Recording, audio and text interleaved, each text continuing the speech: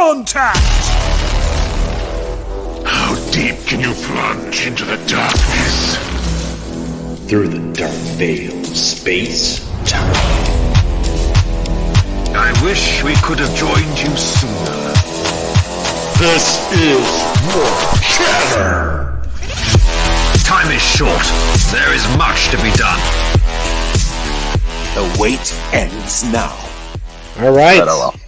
Well, we are here. We are back again with the Warp Chatter podcast, ladies and gentlemen. This is the podcast dedicated to talking about the Horus Heresy Legion digital card game, Horus Heresy lore, Warhammer 40,000, everything that encompasses. This is a podcast by players for players. And with us today, we have a player, also a content creator. We have Mr. Midnight. Hey, hi. Hello. Glad you have me here today, Scott. Yes. And, as always, is the Crab co-host, Axel Manning.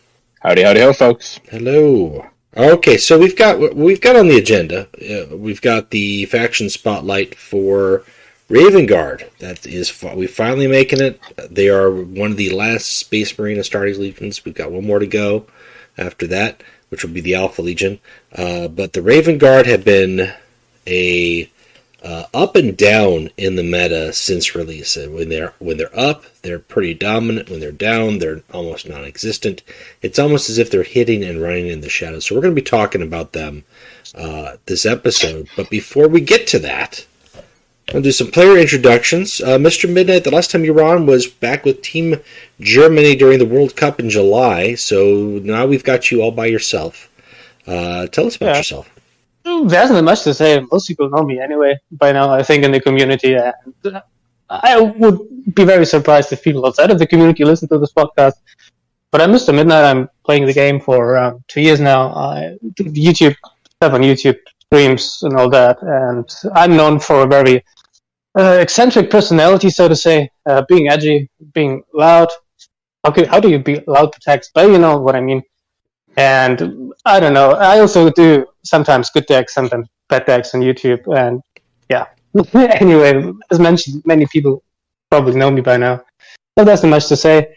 Raven Guard, though, you invited me for this episode because I emphasize was kind of my favorite Legion. But now I have to eye roll every time I face them. So I kind of skipped on playing them for the time being. But yeah, that should be it. Hey, that's fair. All right. I know Dornstash, our good Salamander friend, just completely stopped playing Salamanders for a while after they got their changes, simply because facing them was annoying. Mm.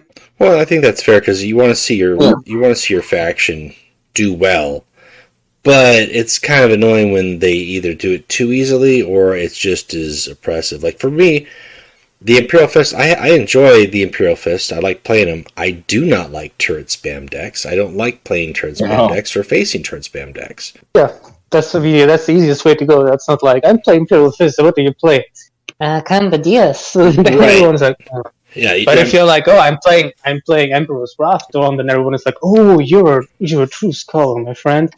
Yeah, that's the curse of the card games, man. If you're playing meta, you're automatically called brain dead, retarded, whatever. And when you play something off, you lose all the time. But still, people are like, "Wow, you are fucking genius!" Like, yeah, I have 50% win rate of that shit. I'm a fucking genius. You're so brave. You're so. Listen, I want to tell you, you're so brave for playing that card. That's so challenging. I remember one time I was playing in a tournament, and I played typically, when I played in tournaments, and I'm not talking Horus Heresy, I'm talking other card games, Star Wars, Dragon Ball Z, other things. I would play those off meta just because I like that. I didn't want to play the same deck that everybody's playing because I faced that enough times, so I'm just playing my own thing. And sometimes it does really well because nobody is prepared for it. And sometimes it falls completely flat in its face. But when it does well and it surprises people, it's funny because then, like, almost the next week, you see a lot of imitators that are like trying to do the same thing. You're like, okay, I mean, you can try. I mean, go for it. That's great. There's more people trying. But then it's like there's a weird line between off meta and then when off meta becomes the meta, it's that's just the cycle sometimes. Yeah, sure. Bandwagoners will never be the same as the original. It's always like that. Not even only in the card games. So yeah, exactly. Well, and the Raven Guard have had that. I mean, and they've had a couple different plays, designs through the course of their their iteration, when they first came out, I think the biggest complaint that everybody had was, this whole faction has stealth, and there's only a few cards that are anti-stealth, which was kind of true. But the cards that had anti-stealth were either removal or were cards that people passed on, or I don't say removal, were neutral cards or cards that people passed on because at the time the card pool was very limited and everybody wanted to play a certain way. There was Arcadius. There was the Iron Hands had their Bionic Eye. The Informant Network had released with that expansion after the Raven Guard came out, so technically Informant Network was not quite available. Oh man, there's so little anti-stealth back then. Yeah, there really wasn't a whole lot. The Kiteri Peltast, was it? No, Peltast came in the expansion. I remember. After. Yeah. I remember this Kiteri Protector had a different effect. He had like Relentless or Resolution. Something loses stealth or something. Yeah, he was worse than he is now. Exactly. Technically. Yeah. As a rally, he got a lot better. Yeah, as a Arcadius was the only thing really used because it's like 1 energy and you can slam it down. And it also still works pretty good with stuff like Perturabo to feed 4 viral bombs, or I don't even know, for Lucius to trigger Perfection and get another damage on the concentrated fire. So Arcadius is still fine. But Informant Network for those non-combo decks, so to say, is still the way to go most of the time. So yeah, this is a card people definitely miss, I suppose. Yeah. And it stung, and then so if people were playing either the wide damage or which was basically just the burst at the time, was like Alpha Theta, Goldstone Hunters, Bloodthirsty Mechandrites, one hit wonder combo, or it was Korax at the top. Those were and then Angron. Angron just did what Angron does. Mortar Strike is going to hit a stealth Korax 90% of the time, anyways. Yeah, and he can't stealth against Angron because he doesn't have any troops to take out. So that kind of went away. That we had a Vincent 6 when they gave 6 an awesome buff, and I think he had about a 2-week surge in the polls because his buff was like it was either all adjacent or all units, or just the adjacent units got like plus 2 health for 1 energy. It was ridiculous. Shit. Yeah. What? Yeah. Oh yeah, Vincent 6 used to be fucking crazy. Yeah, it was pretty nice. For 1 energy to health to adjacent units, yeah. Yeah, and especially on the faction that had those flanks and the sneak attack flanks. So, yep. Yeah. And then he got pegged. But yeah, I remember when Forbidden Protocols came out, 6 was also a thing. Like a lot of people played 6 just because you were able to slap Forbidden Protocols on the Civitas, and then the opponent wasn't able to do anything about it. And back then, still all the energy manipulation stuff was around, so it wasn't too recent that it got nerfed. But you could basically play on like 4 energy the bikes drilling side Forbidden Protocols, and maybe you had 1 spare energy and then buff it with 2 more health. And if your opponent if you rolled well and you just won at that point, I remember I abused that too, to be honest. It was pretty fun though. I think it's the first video I ever made on YouTube, by the way. The 6 deck with Forbidden Protocols. I think, yeah, that's the one. I think I recall. Yeah, I know what you're talking about. It was a good deck too. Yeah. And Bloodthirsty Protocols too. I mean, that pretty much will cinch it sometimes. Or Bloodthirsty and Ward, yeah. Bloodthirsty World Survivor. It was all possible. You were able to get all 3 of those stuffs. Yep. They removed Bloodthirst by now, but yeah. And we had a long period where gradually, the Raven Guard kind of ebbed out for quite a while, and then Mortis Squad got buffed up, and we had the Warp Retreat with Mortis Squad, and that was the thing. And then they kind of went back down into the shadows. Still an option, but not as strong because there were just stronger, faster things. And now we've got Galaxy and Flames. Yeah, I think Warp Retreat was also the first time where I started flaming people on Discord and losing my shit. I think this was kind of the origin story. It started more or less with Perturabo, but there it was still timid. But where I really started losing my shit was, I think it was Warp Retreat. Because it was the first deck that was really just fucking solitaire. You just draw your deck, it was so fucking ridiculous. And it pissed me off that people climbed with it. And it was kind of the first time that happened. It was to be repeated multiple times after that, but who would have known? I was just going to say, Warp Retreat was hard proof that things have a draw, weight to it. Because there's no way it should have been working at 3 cards in my deck. I'm guaranteed to draw the one I send back every time, unless cards were given values, which they said they weren't. Ah, yeah, it was bugged as well, if I remember correctly, right? Well, it wasn't a bug. It was proof that they weighed cards, which was very important for RNG. You know what I mean when I say that, yeah? I'm assuming? No. What's weighing cards? You know when you play Abandoned Supplies, it always feels like you're pulling Abandoned Supplies? Yeah. The reason why is that randomly pull cards aren't random. Certain cards have a number to them, so it's higher of a chance to get it. Warp Retreat makes it so the card you send back has a higher chance to get it. So when you only have 3 cards, it's 100%. Or that's how it originally was. So they had to change that. Okay, so the RNG system of the draw isn't really RNG. Okay. Yeah. It's how almost all like online based random card games do it. They give values to it because you can't do perfect RNG. It's almost impossible. Yeah, I know. There's I read about it. There's really no RNG. Yeah, it's really interesting because every computer generated algorithm still is an algorithm. It is still predictable to some degree. Mm-hmm. And the only really random thing is on the website, and then there they use, I don't know, what did they say, cosmic noise? Some shit like yes. Yeah, cosmic noise to generate random numbers, basically. So cosmic noise was supposed to be actually really random. So yeah, I suppose. And even then, more neat fact: if cosmic dust touches the computer, it can completely fuck with all the randomness. So there's a chance a player out there accidentally cheated in this game simply because that happened. And it sounds crazy, but no. There was a political poll. I forget where. I don't think it was Germany, but it was a country near you guys. Where Europe, dust, basically. Yeah, Eastern Europe, like mid-Eastern Europe. Okay. It touched the computer and it fucked with the polls and put like a couple dozen extra people in the town. Okay. Hey guys, welcome to the Horus Heresy Legions podcast, where we talk Horus Heresy Legions. I think people don't mind. Okay. Yeah, well, interesting. Never mind. We were at Warp Retreat, and then we are at Galaxy Flames. Scuff said, I think we drifted away, but I think it's fine having a conversation. No, I think that's just it, because sometimes there are those random factors, and you're talking cosmic dust. That's all things are possible in the Iron Terror Studios. So, maybe we're all touched by cosmic dust in some way. But yeah, Galaxy and Flames hits the Raven Guard, and lo and behold, they're back again with some well-needed. I mean, to be fair, they got some well-needed sentence boosting compared to the Orphans of War, who basically made the Raven Guard sentence look like chumps, which is one reason why they dropped off the face of the earth. But then we get board-wide sentence stall, and deal damage. We have stuff that deals damage anytime a unit gets sentenced. They've got a lot of stuff, maybe too much stuff, and now they're back at the top.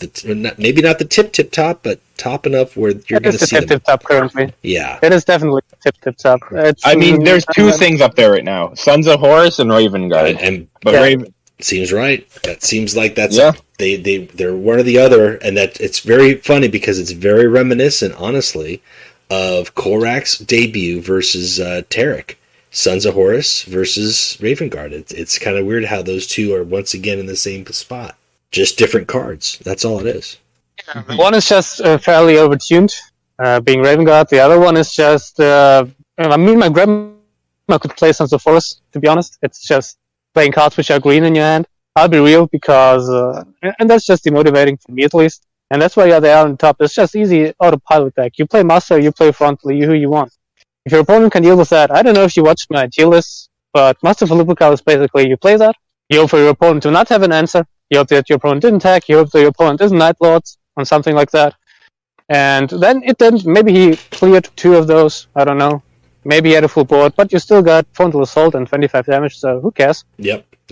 Yeah, that's just Sons of Horus in a nutshell right now. It's not even the whole burn, ooga booga, I go face playstyle. It toned down a bit after the nerfs, to Second Wave and Chariot.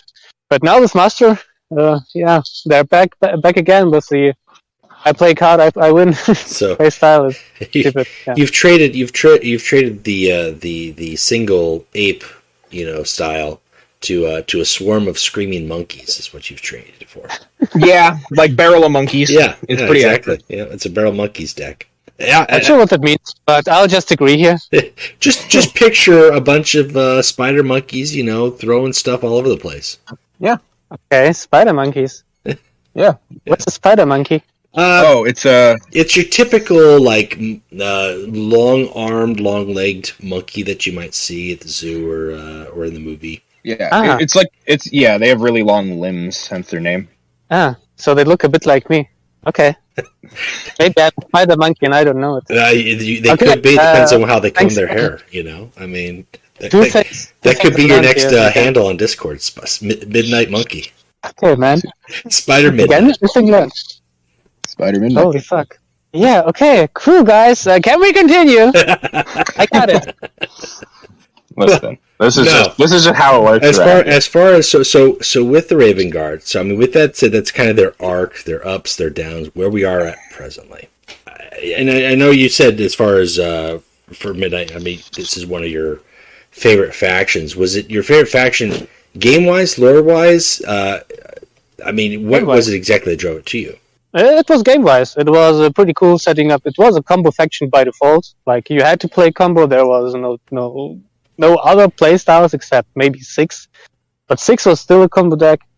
And besides that, you also had to be really careful. My main warlord was always kind of Icona. You had the good old hide-and-seek playstyle, hide for a turn and then deal with the board. And you had to calculate turns ahead. And it really favored smart playstyle. And I really loved that. It was I never had a game where not a game, but where I was like, oh, now I'm bored of Raven Guard. I want to play something. Mm-hmm. That was never something like that. As mentioned, I tried the mission. Obviously, I played the mission. Found it ridiculous. Then I saw a lot of people playing Raven Guard too, and I thought like, again Raven Guard. And at that point, when I have to eye roll when I face something, as I mentioned, I simply don't want to play it myself. Mm-hmm. Except the month that I went War Master. Yeah, okay.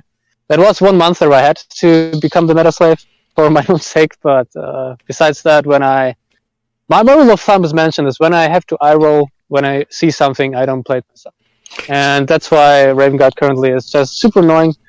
The new cards, Kirin is fortunately nerfed by now. That card was busted as fuck, but thank God. But still, the new cards, they mitigated all their weaknesses, and the Raven Guard's weakness was always AoE, Yeah.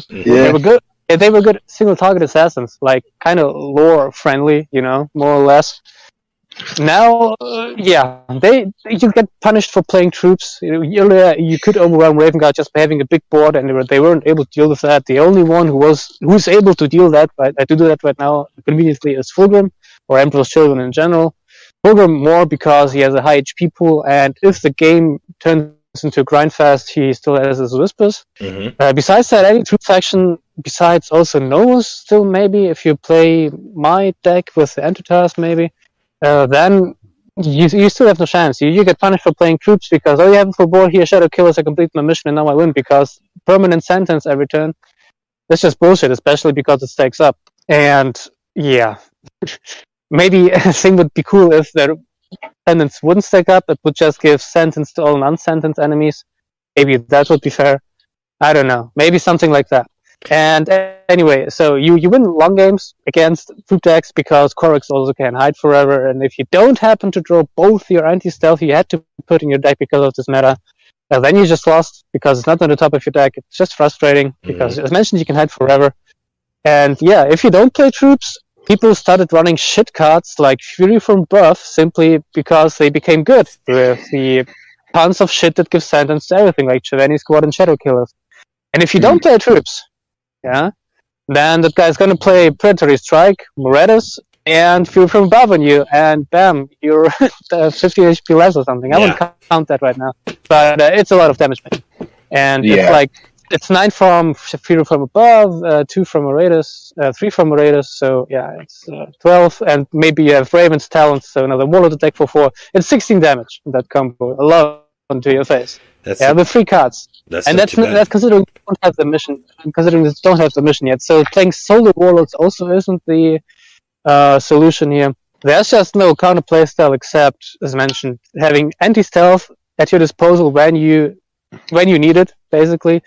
Using it smart on deliverance turns, or for the killing blow, or for the killing blow, for example.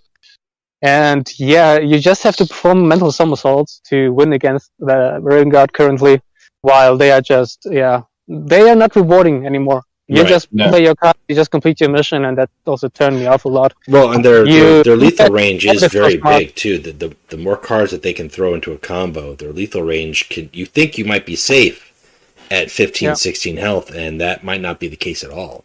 Yep, definitely. Oh, their lethal range is crazy. Yeah.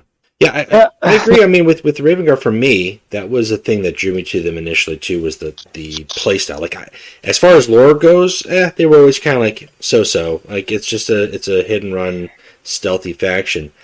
But the Raven Guard was the faction, really, that drove me to want to do content and do videos and talk about the game and strategies and stuff, because Sentenced as a mechanic, when it came out, I was like, oh, now the game has moved. Like, we had, okay, stat buffs, okay, make tokens, okay, do damage. Now we're getting into stuff where now we can combo cards. Now we can build, we can tag opponents, and we can do more damage based off of what we have in hand, and we've got a faction who can move in and out of stealth if they need to set up.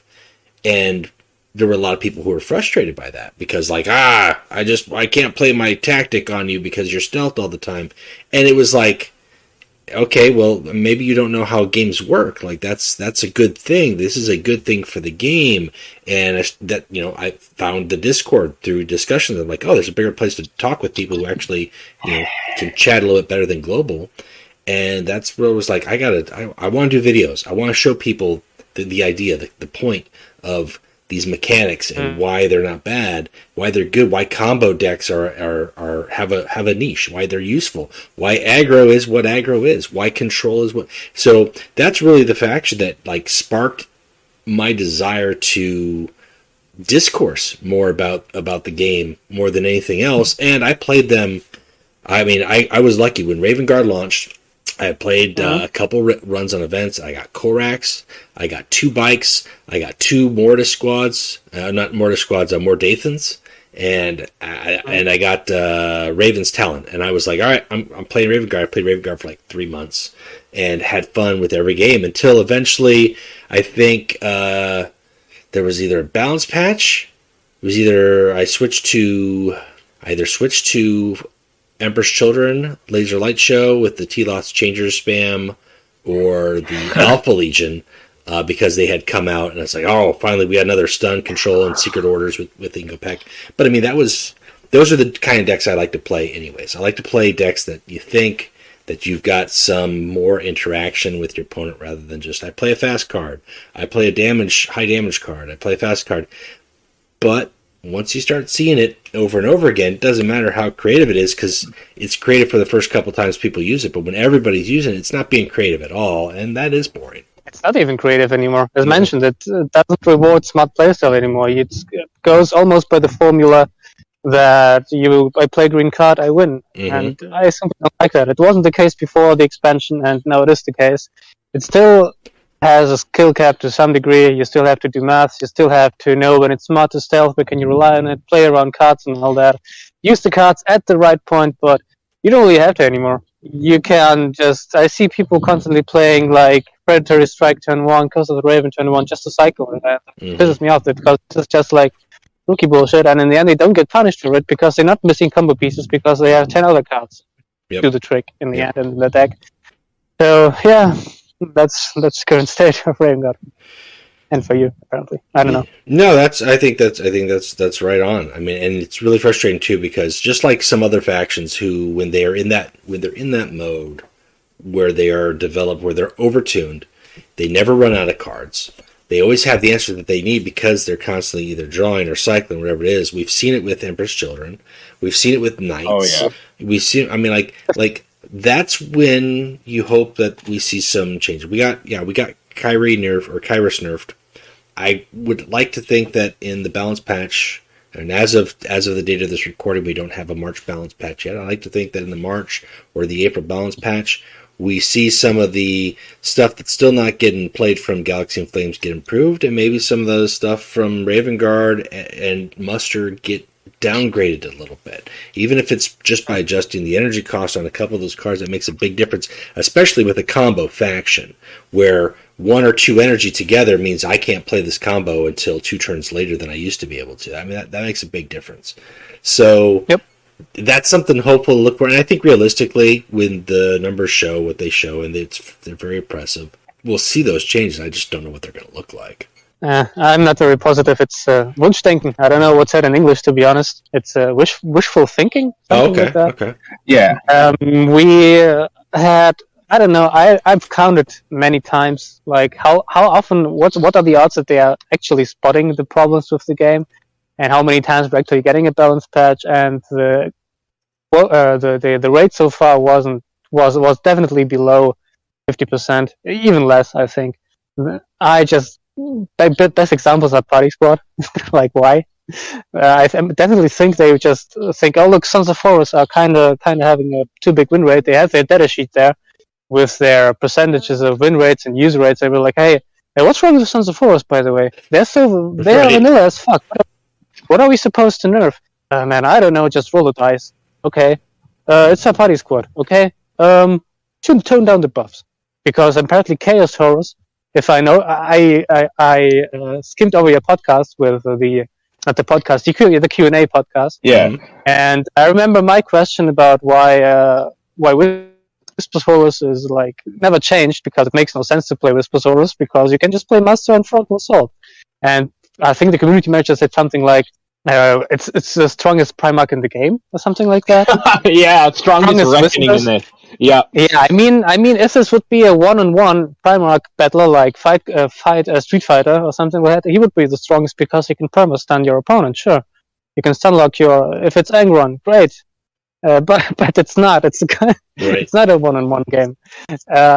It's horrible. I don't see anyone except crazy people like Death ever play Whisper Horus, and I think even he doesn't anymore, because they nerfed their party. So yeah, what I wanted to say, I'm drifting away as usual. What I wanted to say is that the odds that you are getting what we want, or what you want, Scarf in particular, because you mentioned it, that they buff bad cards reasonably and nerf the problematic cards reasonably, are not that high. I would say it's something like 1 in 4 that we're getting exactly what we want. They had good moments, they had good patches, definitely, but you shouldn't be too positive. If you don't expect anything, you can only be positively surprised. That's true. That's the way I go by now, to be honest. That's good. I will say, I mean, the February balance patch with Custodes didn't really feel like a win or an improvement or anything, and I don't think, I mean, based off of what people are playing, I don't think it's changed anything, which is kind of indicating that, you know, there needs to be more in that area. But with the faction like that, like, what is, you know, their answers are so slow to Raven Guard or to Muster. It's like Nassau might be your best bet, and Nassau's just going to get sentence comboed, you know? Mm-hmm. Yeah. I tried all of them. It doesn't work. It's still kind of the same. The problem is not the troops being bad, more or less. They buffed the troops, so they kind of see the problem that they got power creeped out of existence, so to say, that the Sentinel doesn't really make sense anymore, because the troops have, well, barely better stats than non-Sentinel troops. The problem is Sentinel itself. Yeah, not drawing cards is terrible. Even if Veldor can draw troops with his ability, you still won't ever top deck your. There's no chance you top deck your Informant network, because your troops have Sentinel, and you can only draw other troops. And you're automatically fucked against Raven Guard, for example, if you didn't draw it in your initial hand or something. And if you're playing troop controllers, what they tried to push with this patch. And yeah, I wish there was some synergy with Sentinel, or Sentinel being reworked at all. Like, the whole thing is, with Sentinel lore, from lore perspective, is that Custodes are not like Marines. They don't operate in groups. Most of the time, they are like solo players, so to say, as I understood that. Yep. And the whole thing is that, that's why they all have Sentinel. Okay, then do something when, I don't know, when another Custodes, or I don't even know how I would work it at this point. You either leave it that way and give some synergies with Custodes. Like, I had a content with for the codes one time to make the Emperor. Yeah, there's a card, and a lot of people actually had really cool ideas of Custodes synergies. Every time Sentinel triggers deal 2 damage to something random or something like that, so to turn the negative trait into something positive or something, it can stay with that way, but there should be some synergies with the trait. Remove Sentinel or draw cards for every Sentinel troop on your board. Something like that, so you don't get fucked, so you don't get punished for actually playing your really good troops. Yeah, because not drawing cards is the biggest punishment in the game. You at one point you run out of answers, and beatdown just doesn't work. Like that's the only thing that faction is good at. Combo, yeah, with the Peregrine Spear, orders from Terra bullshit, or beatdown. Beatdown is basically just play on curve, play big stuff on curve, and your opponent isn't able to deal with that, and you just beat them down with the biggest turns. That's how you play Valdo right now. Mm-hmm. But it doesn't work against Master. It doesn't work against. It actually works decently against Master if you have your preternatural skill. But again, you have to draw it initially, because I know fucks you over. You only have Command Bridge as an option, or maybe you play something like Abandoned Supplies, or I don't know. So yeah, there needs to be something else done with Custodes. It was the right direction. They buffed the troops again, but it didn't solve the overall problem with Custodes, unfortunately.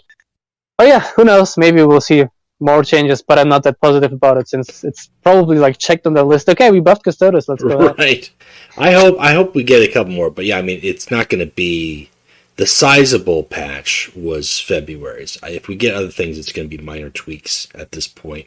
Like they did with the Suns, the Thousand Suns and the Salamanders. We had the initial big one, then we got a couple little trickle things that helped work over time. Not all the way, but at the same time, there's still other stuff that was running rampant in the meta while that was going on.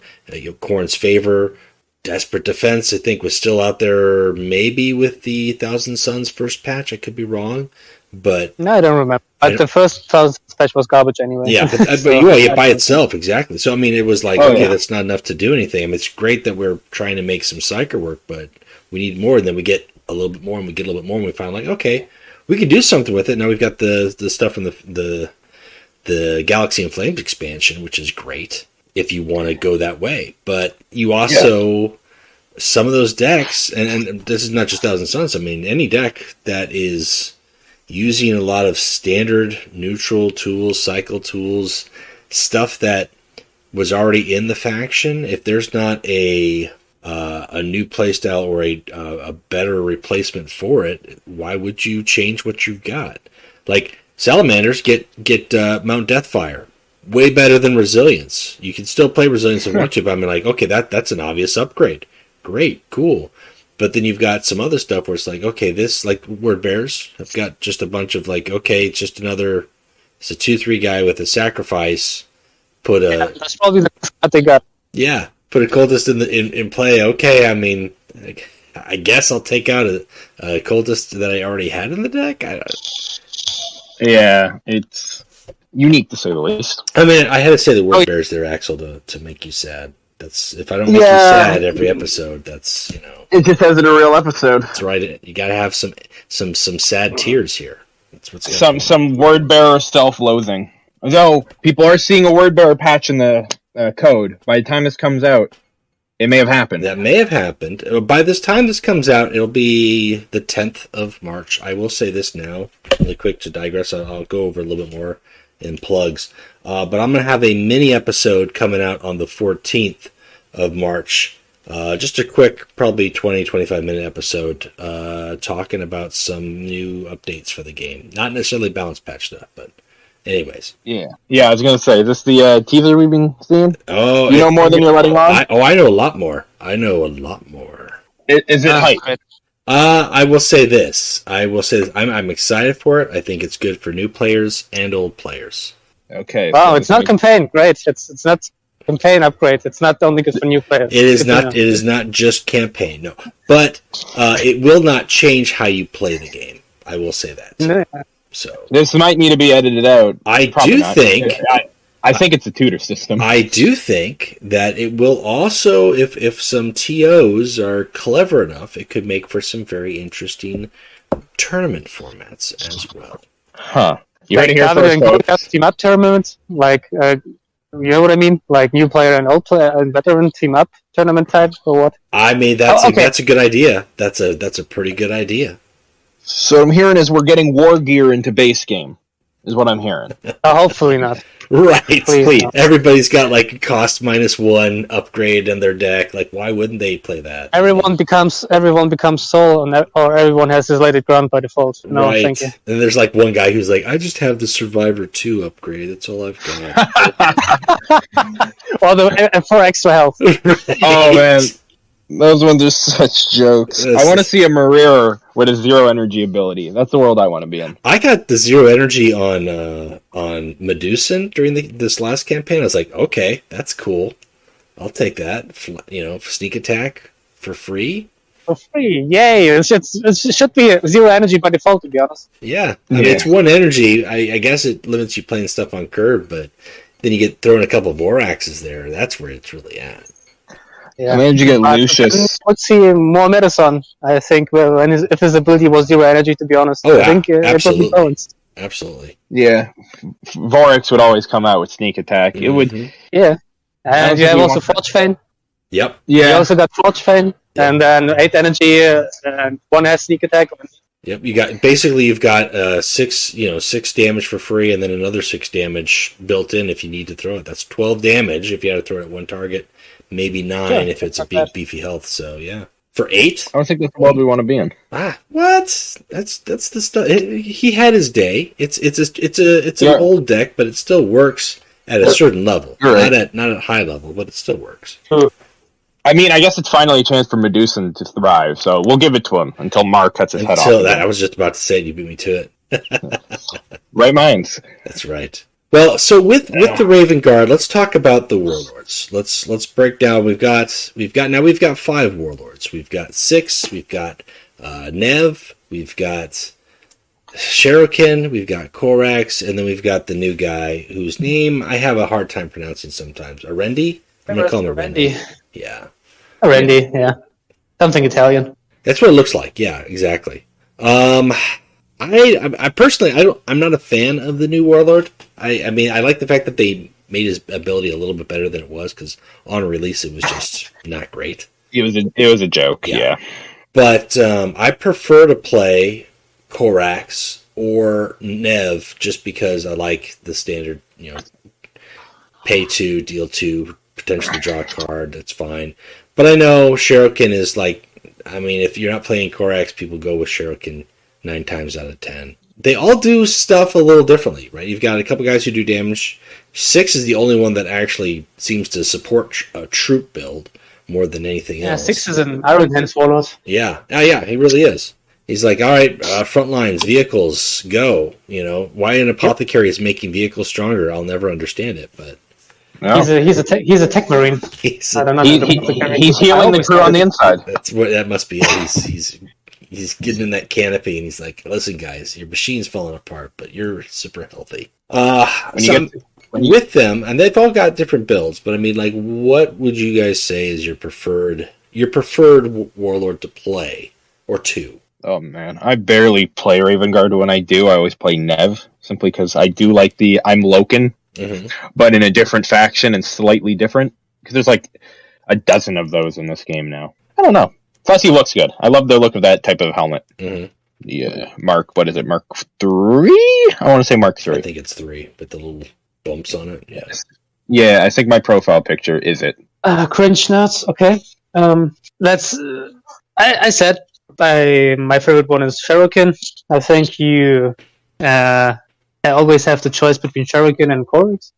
If you want to play the traditional Raven Guard playstyle with stealth and all that, so... Yeah, just Korax is more matchup dependent and very good at stalling against troop decks. Shuriken has stealth on demand, and the Reckoning, so -1 card. For Korax is a very situational one, so I prefer Shuriken, and of course 6 for the mid-range buff playstyle with vehicles, and I think 6 also was around when we had Ecology. I think that's Ecology 6 with Raven Guard. I liked it with what was it? The Victor Amoris, where everybody has backlash, deal 2 damage, and then you can throw Sentenced on a Warlord, and then you've got all those displaced, not displaced civilians, but the 1/1 refugees are basically just ticking time bombs. Yeah, the unsettled populace, and you had that, and From Whom the Bell Tolls. And you played at the 6 basically because you were able to.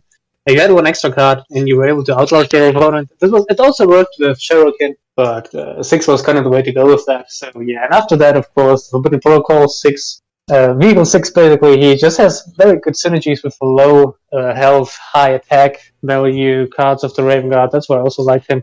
So these are kind of my two favorites. Cherokee, of course, a lot more played because he has the traditional Raven Guard playstyle. But yeah, these are mine. Yep. I'm a bit out of breath, sorry I was walking my dogs and to climb the stairs a lot. Okay. Yeah, I think for me, I just stuck with Korax, and because I play Korax more, I just never wanted to play Cherokee because I was already comfortable with Korax. But I think Cherokee being a little bit more reliable as far as when you can, when you can't stealth. It's also a little bit predictable at times, but I mean, you can throw that off now with Deliverance makes that pretty nice. It's hard. I would say for me, Korax is just the more go-to, but I don't have like a huge like lore preference for any of them. I mean, Agapito Neves is probably the more edgelord actually of all of the definitely.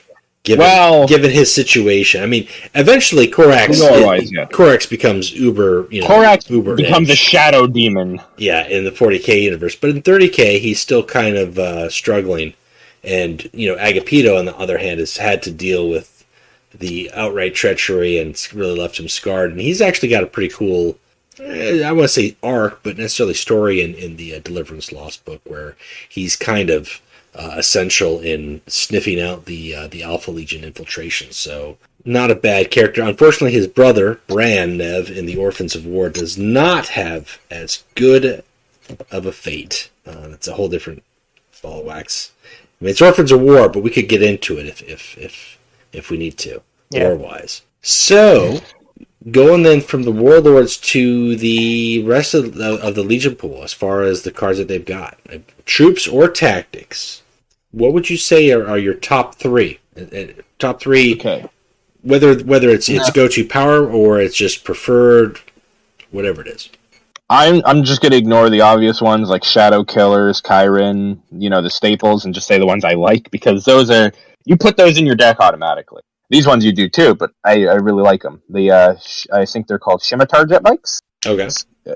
Those guys are fun. Just a quick flank sneak attack. I love an answer to a troop that's bothering me. It's just gone for 3 energy. Deliverance, that's a good safety card, keeps you alive, keeps your troops alive. And Coleman's fun when I used to run the Arcology, because you used to be able to put him down and then suddenly empty your entire deck into your hand. Those were good days. I miss old Arcology. But yeah, that's that. Well, not really. Actually, because I didn't like facing it all over the place. Yeah, I didn't like facing it, but I had a lot of fun when it was on my side of the board. Definitely. Yeah. Except when it could make. Oh yeah. Yeah, that's cards I got to give it to. Just the ones I like that aren't the auto includes. They have a lot of solid cards, and GIF really helped them out a little too much. Cards you like, Midnight? What's your top 3? I don't know. Like top 3, I like to play it on that, but I think just for everyone who currently, wants to play Raven Guard, the top 3 cards you want in your deck, like besides the mission, besides probably Shadow Killers, I don't even know. 1, 2, 3. Okay. So the cards I really like, for example, all the jet bikes again, like you as well, Scimitar, it's totally power. It's like the powerhouse epic of their Legion, so to say. Because it's marginally better than any other 3 energy flanker. But what I also find super ironic is that the Javelin Speeder, the other flanker, the 641, is probably the best anti-stealth in the game. And it's on the stealth faction. Mm-hmm. And it's on the stealth faction, yeah. It's pretty cool. I like that. And besides that, maybe one of my favorite cards value-wise is Curse of the Raven. It opens up but on its own it's a very good card because deal 1 and draw a card. It's better than Frag Grenade, actually, in my opinion. Yep. Oh, 100%. And besides that, you also have a lot of combo potential. Right now, of course, with Shadow Killers, but even besides that, even with the original, I call them original, like pre-expansion Raven Guard. Yeah, pre-gift. We had all that other combo potential right now. And yeah, I'd say also the Jetbikes and Curse of the Raven are kind of my favorite cards from Raven Guard. The others are like, they have a lot of stables right now. You actually have to think a bit when building them. But yeah, I'd say these are my favorites. Yeah, it's good that they have a lot of good cards in their card pool, even if some are too good. Because we don't want to have another Ahriman where his entire deck is like 2,000 Suns and then all neutrals. Yeah. Yeah. Those were never fun. But those three definitely feel very good when I play them. Almost all the time. I agree. I mean, for me, Curse of the Raven is my favorite just because it's board-wide splash, draws a card. It's low cost. It's really useful in a lot of combos or getting you pieces for combos early on.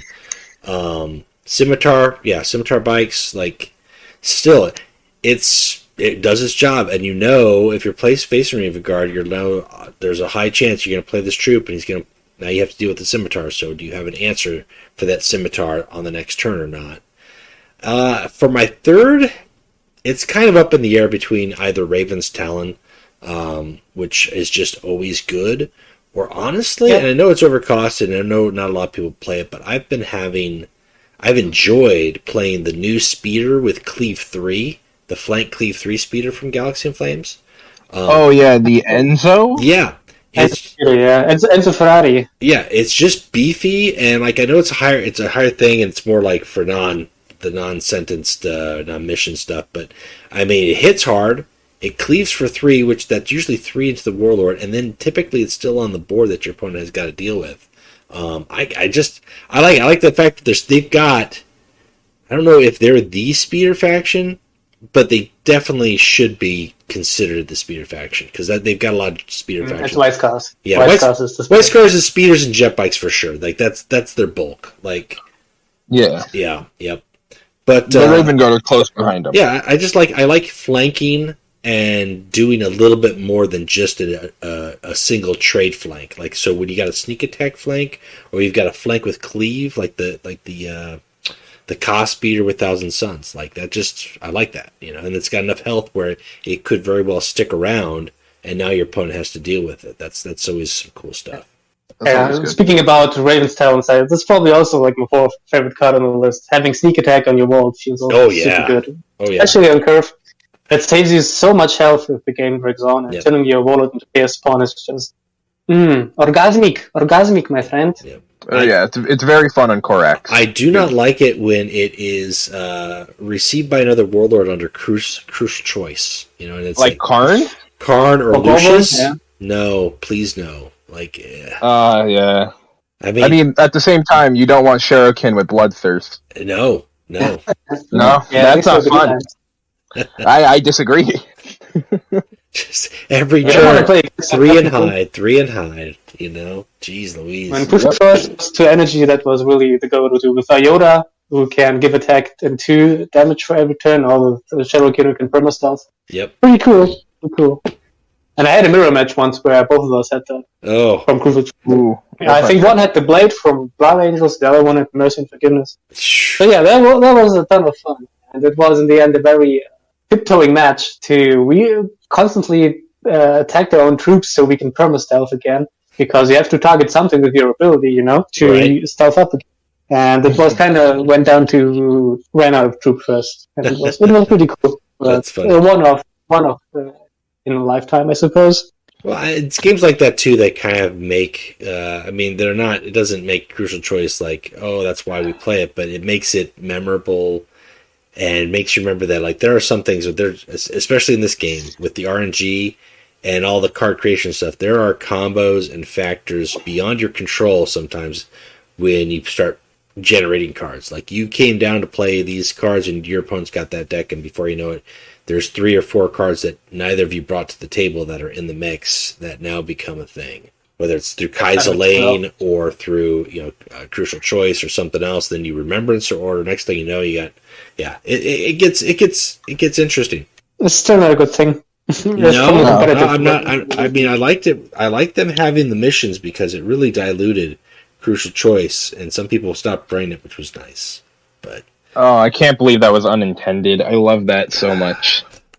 It never felt good to lose to something pulled from Kaiser Lane. No, I agree. Yeah, it eradicates the whole purpose of playing around cards, which is kind of rewarding, which kind of labels you as a good or bad player if you play around cards or into cards.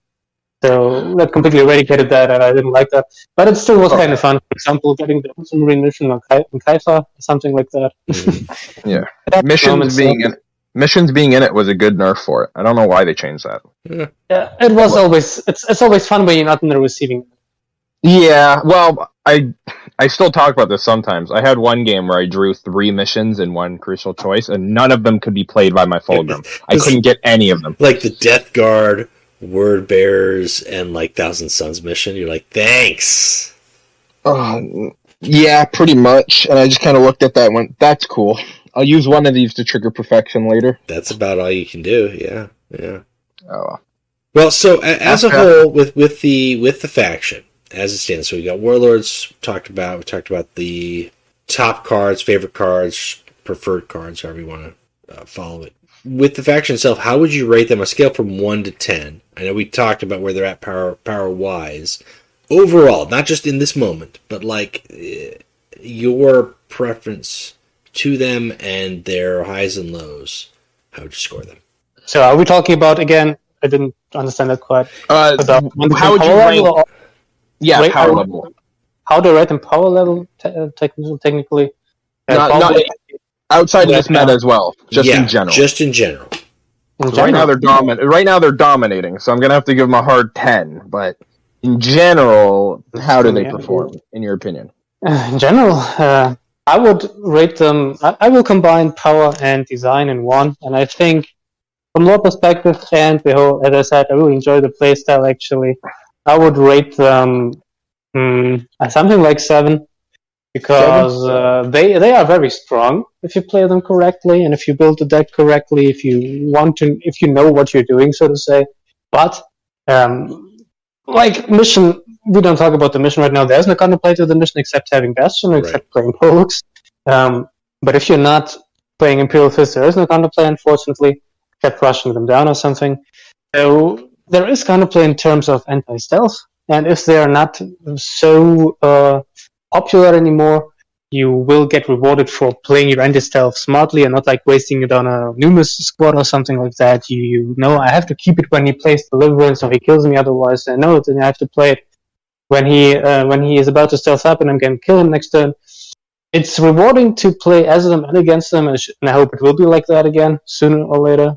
Like losing or winning never feels bad, so to say.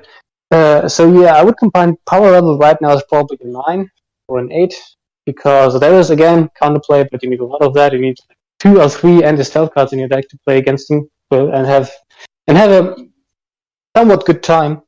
And some decks are lose to them. From a game design, before pre-patch, I would give them a 9. Right now, a 5, because for some reason they eradicated the whole identity of being single target assassins and made them into board killing, the best board control faction ever. Mm-hmm. So yeah, something like that, like 5 and 9 in between was 7.5, an 8. My math's pretty bad. 9 and 5 it's a 7. Yeah, so a 7. I give them a 7. I would rate them probably at about 7 or 8 as well, because for me, it's a faction as a combo faction. I feel it's not a steep learning curve, but it's not a beginner faction. Like you need to know how to build your deck and how to use your pieces correctly to play them. So you can't just jump in. I think as far as once you have mastered that, once you know I've got 2 cards in my deck that I need for this combo to pull off, I just need to draw one of them. Once you can get to that level of thinking of play, what you have available, how those pieces can all work, and how you can take advantage of the board or execute lethal, that will make you a better player. But it's not something that the deck itself can do for you automatically. Like you have to elevate yourself to be able to play it effectively. So for that, like that learning curve or that need of knowledge, which I think is a good thing, because I think those decks like that, when there are not the brain dead, like just play this card and play this card and play, and there you go. But when they require that thought, when Lehman Russ, he's face bashy, but he requires some math calculations sometimes in some games, and it's not brain dead when somebody has to count and realize that they're off by 1 ping, so they can't execute their lethal combo just yet. Otherwise, they'll be in danger themselves. So yeah, so I would rate them. I wouldn't rate them above an 8. I would say probably 7.5. Yeah, I was gonna go 8. Yeah, I'm gonna stick with 8. They're quite powerful post-GIF, and if they can be tuned down a bit, I think they can actually be quite healthy for this game. Give a nice combo faction that isn't just hit them in the face over and over again to beat them's always nice. I just wish it wasn't so brain dead right now, where it's just play the card, win the game. Hope they don't play the anti-stealth they need on curve, win the game. Yeah. Yep. It's just not fun. Yeah, because even if they're matching it right now with the mission, I mean, we don't need to talk about it too much, but I mean, if it triggers, that's the win. Like, okay, cool. Yep. I survived one more turn, and now I win. Like, that's all I had to do was survive. I barely need to play anything. If they play mission, you gotta beat them in, like, the next turn, maybe 2 maximum. That's assuming their board's empty and their hand's empty. And if you can do it without attacking. 7, right? So on 6 or 7 energy, they sometimes have it if you're going wild or something. If you're playing Defenders of Caliban, I have pretty bad news for you. They can complete it in 1 turn, so... Yeah. Oh, yeah. Sadness. It's a shame. Well, when you have Wordbearer's mission, where you get at the end of your turn a Screamer. Oh, why you guys gotta hurt me so? I have to kill off 4 of my troops so I can get a Screamer at the end of my turn. Yay! Maintenance and a Screamer. If you're not Lorgar, you have no energy left over. If you are Lorgar, you're starting with 1 less card in your hand and killing yourself early because Lorgar's not good. Wordbearer mission is my personal hell. Yeah, I think they need to rework Book of Lorgar and the mission to make something like middle ground with it. So the mission ignores maintenance of demons, and the book does something else. That'd be fair. I think then we might see something, because I think with Core Farron you can actually complete the mission. I tried it. You can do it. It's just still not worth it. It makes no sense to do that. Right. Because it fucks you over. It's the only mission that just negatively affects you playing it. Yep. And it blows my mind that they think it's fine. But it does promote an alternate playstyle like they want them to. I mean... Look at Ravengard, though. If you want an alternate playstyle, I mean, do you want the alternate playstyle to just be losing? Yes, this is my goal as a Wordbearer main. That's a Wordbearer's like, listen. What you didn't realize, I mean, we're talking about Ravengard and Wordbearers. You forget the Ultramarines is kind of in the same boat. It's kind of like, I think there's a certain person that might be on the development team, and his name rhymes with Scat Fard. Man, if we say his words, we can't say his name. It will destroy everything we've built. He must remain unnamed. The lover of Ultramarines, the man responsible for their rise and rise. And rise. They never fell. The walls of the Eye of Terror studio will shake if we mention the man's name in full, so we won't. But those who know. Don't, and I don't care. No, that's good. It's good that you don't. Don't take that knowledge with you in the outworld. Don't do it. Midnight. I don't have any knowledge. When we're not playing Legions, what is it that you do? Jerk off to hentai. All right. I mean, an honest man. Listen, an honest man. That's now for real. I'm an IT guy, and I do videos. I barely play Legions recently, just for the videos, to be honest. I'm currently playing Days Gone, Warhammer 3 Total War. It totally hooked me up. And when I'm done with Days Gone, I'm going to pick up Elden Ring. Besides gaming, I have 2 dogs, a Russian woman who is always on my neck, a job, as I said. So I have enough to do, to be honest. I am not spending as much time gaming as I'd like to sometimes, but that's what being an adult brings to it, I guess. And I don't have kids yet, so I feel you, Scott. Well, once you do, that's the last vestige of gaming. Free time is out the window. So just keep that in mind. You know, there are trade-offs. I'm not going to downplay, being a parent, but there are those days where it's like, well, I guess I won't do what I was wanting to do, and what you wanted to do could just be as simple as like read a book. It just is not going to happen today. Sorry. Oh yeah, I'm still trying to finish my. I think I'm at Fallen Angels right now. I'm reading through the Horus Heresy as a whole. Are you reading it in order? I'm reading it in order, yeah, and it takes quite a lot of time. Yeah. Because there's a lot of books. I'm reading maybe once or twice a week, to be honest. Just to fall asleep when I have to fall asleep for my shift or something. So, That's fair. Yeah. I think I I've have got had no about, time to Always read. as fast as I'd like to. yeah, I'm at the time. I've got about 40 pages left of Born of Flame, and then I'll be on to Shadows of Treachery? I think that's the next one. That's the next one. So I'm getting there, but I mean, yeah, it is. There's a long list. There's a long list ahead of you, but I think I've enjoyed it, and there are those books that are not worth reading, usually written by Ben Counter. Don't read There's like one good one out of his two he wrote for the Heresy. That's Is this debatable. the guy who wrote Abyss? Yes, he wrote Battle of Abyss. Yeah.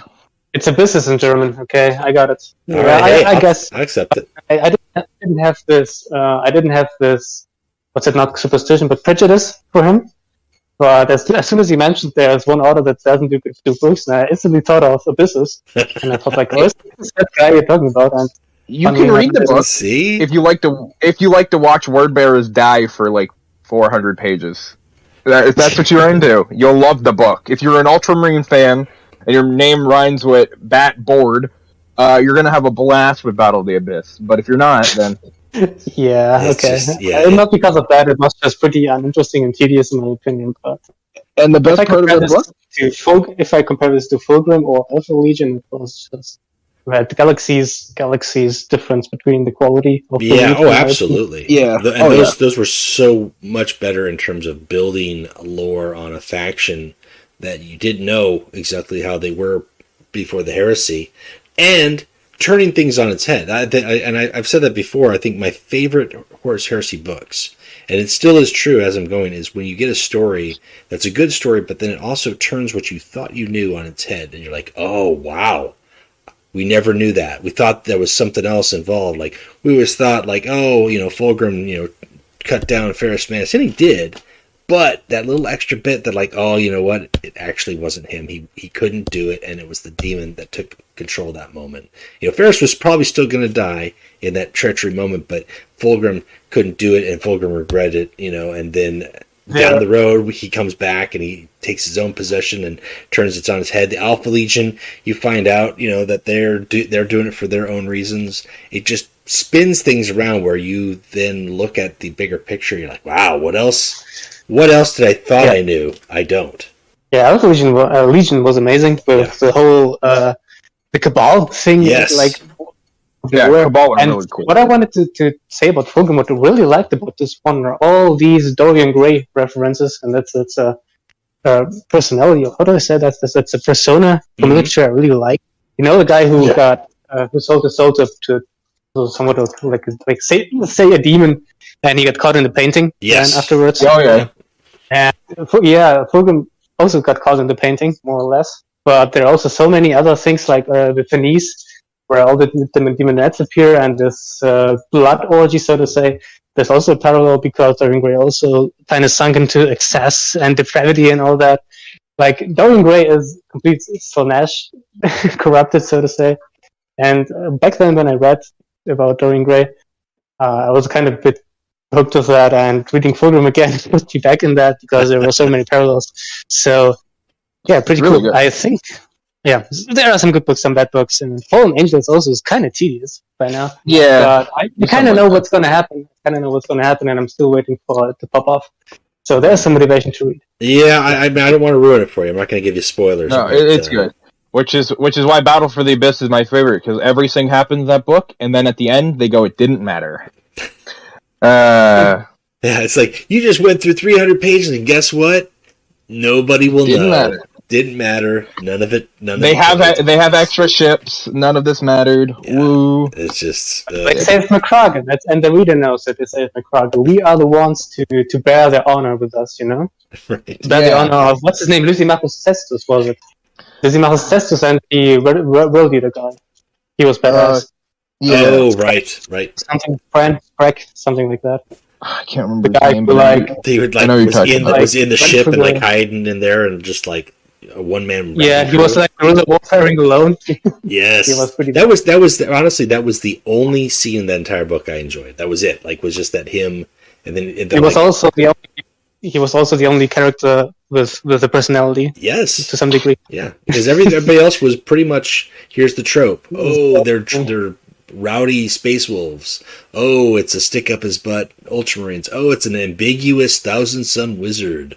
It's just like and the zealous word commander, terrorist commander. Yes, it was so generic. Besides World Eater guys, he also has his generic World Eater traits, but I don't know. I still kind of rooted for him all the time for some reason. The others were not so much. Yep. Well, anyway, guys, before you go, Midnight. I know you got to wrap it up here quickly, so we will. But is there anything you'd like to plug? We know that you're a content creator. Yeah. As I mentioned, you can. I'm not very active on social media, but you can find my channel. It's Mr. Midnight, like MR Midnight. In case you didn't know by now, I'm doing deck guides. I'm doing pretty much everything at the point. I'm streaming, doing deck guides, community requests, events from time to time. Real Sergeant Midnight still waiting for episode 2. And I don't know. Yeah, if you want to check out some more or less competitive stuff, more competitive most of the time. Sometimes I'm doing random shit, but you feel free to check it out. But as mentioned, by now I think the one listening to you know me anyway, but who knows? Who knows? I mean, typically I think our episodes reach about 200 to 300 listeners. So, I mean, that's pretty good for the community that we've got. I'll take it. One day, there's hopes one day we'll have an average of 500 listeners per episode. We only get that when there's a Q&A episode, though. Yeah. So what we do is we kidnap Mr. Everguild, and every episode's a Q&A episode. And it's really easy. Yeah, just replace Axel with Mr. Everguild. I will make the sacrifice, maybe. Just Everguild's it's like a real word bearer, like a real zealous word bearer. Sacrifice yourself for your whatever. Like that's true. You wouldn't even question it. You would just dive into the abyss. You'd like, all right, this is for the music. It's like the Dawn of War chaos animation where the guy just explodes into a bloodthirster. Oh yeah. Just boom, Mr. Everguild's in my spot. I like the extent in Total War. They also have an ascension scene of the Demon Prince. Oh yeah. Where Yuri becomes the Demon Prince, the only legendary lord of the Undivided Chaos. That was pretty cool. Oh, the animations are really good. Like that one's pretty good. Yeah, it was a cinematic, or not really cinematic, but like a cartoony cinematic. Yeah. Okay, anyway, guys, thanks for having me. I really have to go now. Yep, well, have a good night. Thank you for making it. To see the new Batman with Robert Pattinson. My woman is more excited than I am, certainly. I've heard good things about it so far. Yeah, she only cares about Robert Pattinson. I really enjoyed Dark Knight, so I'm excited too, more or less. Not that much about Robert Pattinson, but about Batman in general. So yeah, thanks for having me. I'm heading out right now. All right. And I'll see you guys around, yeah? Yeah, we'll talk to you later. Yeah, bye-bye. We'll finish off with plugs, I guess. I'll do the usual. Yep, so I'll plug my boy. What do you got? I gotta plug my boy Dornstash. He drew my crabs. Crabs are beautiful. That's Drew Lee Clark on Instagram. He does commission. He does art. It's great. All right. You got anything to plug? I'm going to plug a couple things here because I did mention at the start here, or earlier, midway start. I've got the quick short blurb episode. We're going to call it a 0.5 episode or mini episode. I don't know what we're going to call it. That's going to be out on the 14th. So this episode airs the 10th. Check back in 4 days. We've got if you haven't noticed, there's going to be a big game update on the 17th, and I've got details with Mr. Everguild. He asked to sit down and have a quick chat and fire off all the details as far as what we can expect to see. And I think by the time that comes out, there'll probably be a little bit more information as well online, so people might have a better inkling or idea, but we'll go into it in a little bit more detail and get some questions asked about it. So I've got that coming up. The 19th, the 19th of this month, we have got the Steam stream. Once again, streaming, heaming on the Steam, giving out promo codes. Not quite sure what the criteria will be for promo codes, but I'll have 3 promo codes worth 1,000 gold to give away. Play, win. 3 gold. That's it. Free gold. And Barnett. Well, you gotta earn it. Oh, yep. Yeah, you gotta play. I mean, multiple games. You gotta do your task. But if you do it, 3 gold. And then Dornstash knows that very well. He played many games, but he finally made it. Barnet Legions is the 26th of this month as well. So if you haven't played that or you thought about it, you want to play some casual games, have fun. We're doing the Dirty 30. It's the 30th Barber and Brawl. All Warlords have to be 30 health. Every card in your deck has to be rare. The Warlords don't have to be rare, so Loken is allowed, but I mean, typically all rare Warlords have 30 health. If it has Survivor, it doesn't have 30 health. Sorry, that's not allowed. That's it. I think that's all I've got to play currently. Oh, and the Decklist Contest. The Decklist Contest is another way to get free gold. I haven't yet put up the video for the winners. I got to do that this weekend for the February Decklist Contest. But the March Decklist Contest, the theme is Duelists. And that is due by March 25th. So there's a lot of ways to get free gold. There's a lot of ways to play the game. There's a lot more information coming for new features in the game that will hopefully be exciting for folks. Some folks might not find it too exciting, but I really think that what we're getting is going to be good for new players as well as old players. So if it's a system I think it is, I will actually be able to use it. It should be nice. It could be nice. Could be nice. So that's it. That's what I've got to plug. All right. And that's all I've really got going on, too. Otherwise, it's been busy, busy, busy. Yeah, I mean, I'm doing my Wrath and Glory campaign tonight, so by the time everyone hears this, assume the Hounds of Ulster, or Ulster's Hounds Regiment, all died horribly by orcs. Just assume that. All right. I know my players. It's an invasion of orcs, and your players are like, well, we're just going to leave. That's what's going to happen. We're going to try to desert. Yeah. Well, it was funny. They were creating a regiment. One of them goes, can we have a bunch of tanks? We should be a tank regiment. And the other goes, no. If we deploy only tanks, there's a reason why we deploy only tanks. We're not taking tanks. That's true. Yeah, he realized I'd make them fight hell if they got too many tanks. Yep. I mean, that's if it's an all-armor company, you're not just running over, Gretchen. So no. This Armageddon Steel Legion does not get deployed as mop-up crew. Nope. No. All right, that's me. That's it for me too. So we will be back next week, and thanks everybody. Bye. Bye. It ends here. This has been another episode of the Warp Chatter Podcast. Thank you for listening. I can't help but appreciate your talents. It was inspiring. I need some nude.